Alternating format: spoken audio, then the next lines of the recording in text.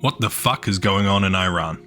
If you follow my channel, then you're almost certainly seeing clips on social media of crowds chanting in the streets, women tearing off their hijabs, or security forces firing into protesters. And you might be wondering whether this is another protest that will fade away, or something much bigger. To understand this right now, we need to look back at what led up to these protests, how they unfolded day by day, and how the Iranian government and the rest of the world are responding, and what might realistically happen next. Because what is happening now in Iran didn't come out of nowhere. It's the result of years, really decades of pressure building inside the country. But before we get into it, if you like my content, then please hit the subscribe button. It really helps me out. So what led to these protests?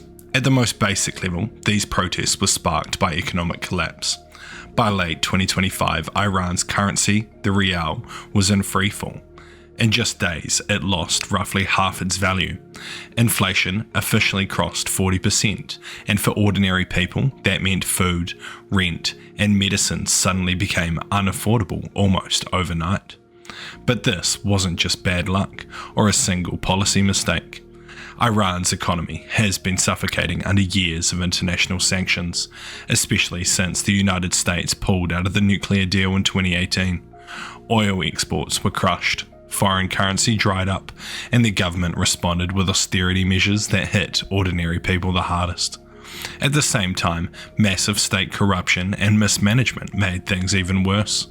Water shortages and failing infrastructure, power cuts and poor public services became a normal part of life.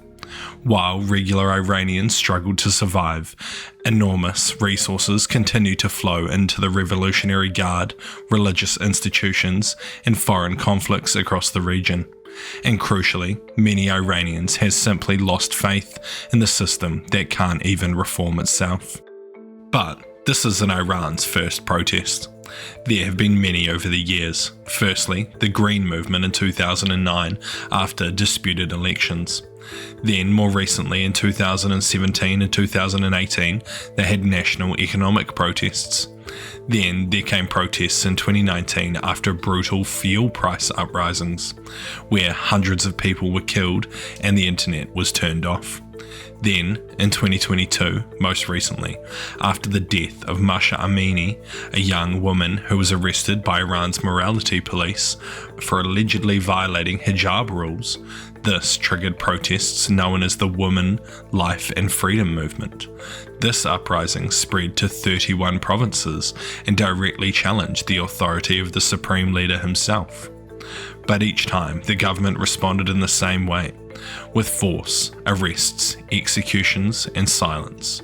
And each time, the people have learned a grim lesson, that peaceful reform inside the system isn't going to work. So by late 2025, Iran was sitting on a powder keg, and then the currency collapsed. So, how did it unfold? Well, the protests began around December 28, 2025, and started in Tehran's Grand Bazaar, one of the symbolic hearts of Iran's economy. Shopkeepers closed their stalls in protests, chanting slogans against the government. Similar closures quickly appeared in other cities. At first, state media tried to frame this as purely economic protest, but that narrative didn't last long. By December 29th, demonstrations had spread to other major cities. University students walked out of classes. Walls were spray painted with slogans like "Death to Khomeini" and "Long live the Shah," who was Iran's former king. For the first time in years, crowds openly waved the pre-revolutionary Iranian flag and chanted in favour of the monarchy. This was less to do with nostalgia and more about a rejection of the current Islamic Republic itself. By December 30th, universities became a major flashpoint. Students were holding sit-ins, they burned portraits of regime leaders, and clashed with security forces. At night, people banged pots from their windows and honked car horns in coordinated acts of defiance. Government messaging was already splitting. Some talked about listening to economic grievances, but others warned that prisons would be filled with protesters.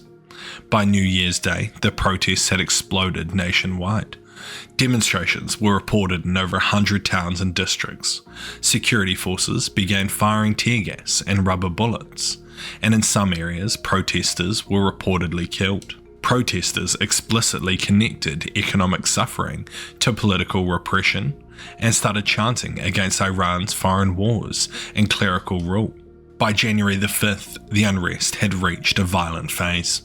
Tens of thousands of people were gathering across Tehran, where police and security forces used live ammunition and pellet guns to try and disperse the crowds.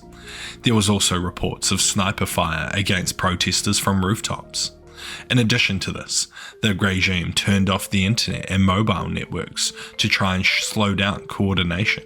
Also, in other regions, protests had turned deadly. Rights groups reported that children were among the dead.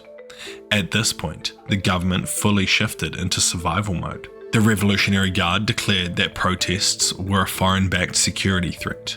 Parliamentary members called the street demonstrations a betrayal to the nation, and prosecutors warned that protesters could be charged as enemies of God, a crime that carries the death penalty. By the 10th, protests were still ongoing in all 31 provinces, despite mass arrests and intimidation.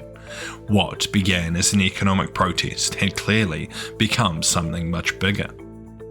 In response, the Iranian government had followed a similar and deeply disturbing pattern. Firstly, they used overwhelming force. Security forces, including riot police, militia, and the Revolutionary Guard, were deployed nationwide. They used live ammunition, pellet guns, tear gas, and water cannons against the crowds. Rights organisations reported dozens of people confirmed dead, though the real number is suspected to be far higher. Secondly, they used mass arrests. Thousands of protesters, journalists, medics and bystanders have been detained. Midnight raids on apartment buildings became common. Some detainees were reportedly tortured or forced into televised confessions. Thirdly, they used legal terror. Prosecutors fast-tracked trials. Death sentences have been issued under vague charges such as corruption on earth, and even the threat of execution serves as a tool of intimidation. Fourthly, they control the information. They turn off the internet, ban social media, and censor the media, aim to isolate protesters and hide the scale of the violence being convicted against them. State TV has labelled the demonstrators as terrorists and foreign agents. Throughout all of this, Iran's leadership has shown little interest in genuine reform.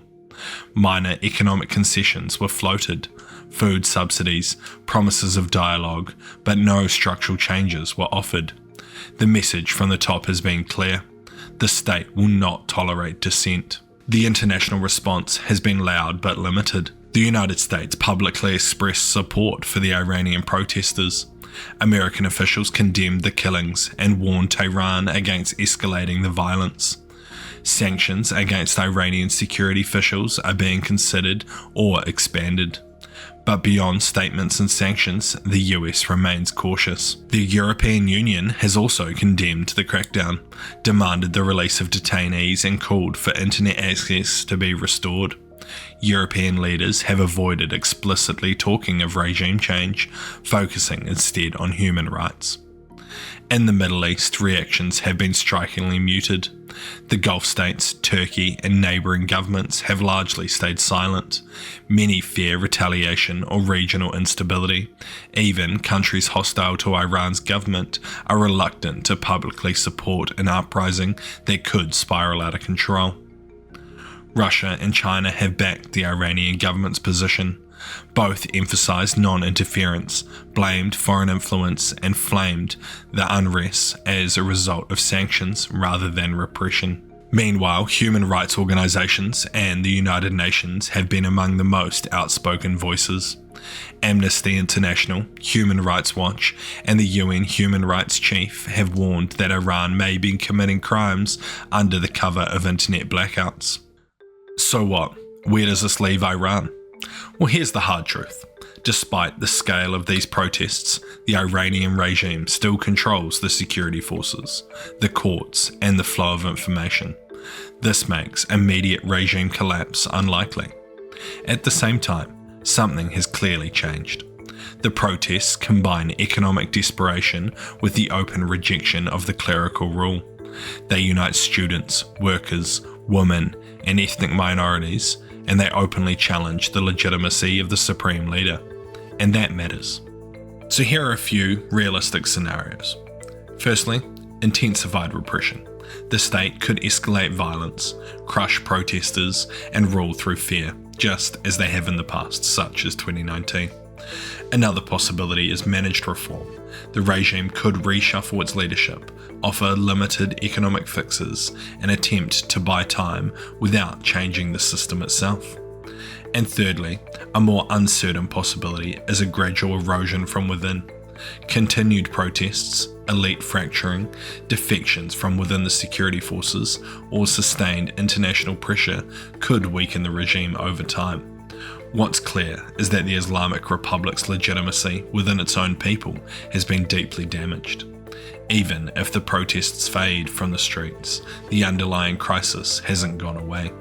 Inflation, repression, and generational anger still remain. For now, Iran stands in a familiar but dangerous place, caught between a population that increasingly refuses to be ruled this way, and a government willing to use extreme force to stay in power. What happens next won't be decided in a single protest or a single crackdown. It will depend on whether pressure keeps building or whether fear wins again. So that was my video outlining what the fuck is going on in Iran. If you liked it, please give it a like. And if you have some thoughts, please leave them down in the comment section below. It really helps me out and boosts visibility to other people. Also, share it with other people. Share it with your friends and family so they also know what the fuck's going on in Iran. I've been Daniel, and this is HM Intelligence. I'll see you next week. See you!